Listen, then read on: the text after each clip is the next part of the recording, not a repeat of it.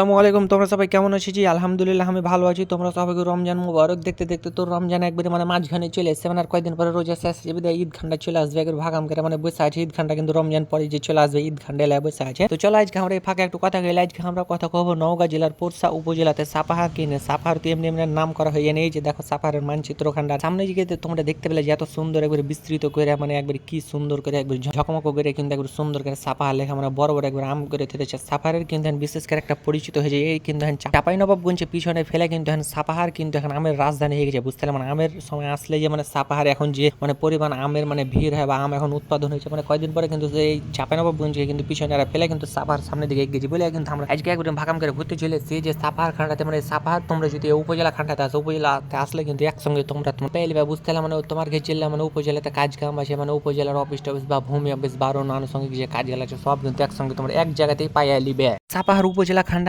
এত বড়টা যে বিস্তৃত, তো কি করি দেখে কিন্তু আমি যখন দেখে ঘুরতে লাগছি তখন হাঁটতে হাঁটতে কিন্তু আর পা ঠান্ডা করে ব্যথা হয়ে গেছে, বুঝতে পারলাম তাও কি করবে এখন, যেহেতু হাঁটা এখন দেখতে পান আসছি, তখন একটু না ঘুরে দেখলে আর মজাটা যা পাওয়া যাবে গেলে কিন্তু যে তোমরা একবার দেখো কি একবার কহবে যেখানে কিন্তু বসা টসা লাগে একবার সুন্দর করে জায়গা রয়েছে। যখন খাইতে গেলাম ওই যেতে একটু ভাগাম করে একটু আরাম টারাম করে যেহেতু খাইতে গেছি দূর থেকে আসছি রে সারি আসলে কিন্তু এত বড় তোর একটা বিস্তৃত জায়গা কি কহবো যে দেখার মতন কিন্তু একটা সৌন্দর্য জায়গা। তোমরা কারা কারা এই যে তোমরা কারা কারা চাও যে হারিয়ে যে চাঁপাইনবাবগঞ্জ খান্ডা তো এত সুন্দর করে একটা চাঁপাইনবাবগঞ্জ এলাকা, তারপরে হারিয়ে যে বিশ্ব রোড গোল চত্বর খান্ডা আছে, গোল চত্বর খান্ডাতে কিন্তু নতুন করে একটা আমের ভাস্কর্য আঁকা হারকে চাঁপাইনবাবগঞ্জ যেহেতু আমের রাজধানীতে আম যদি না আঁকা থাকে তাহলে কি হবে, তোমরা কিন্তু কমেন্ট করে কহ যে তোমরা কারা কারা হারিয়ে বিশ্ব রোড খান্ডাতে এরকম একটা এত সুন্দর করে আমের ভাস্কর্য আঁকা থাকুক।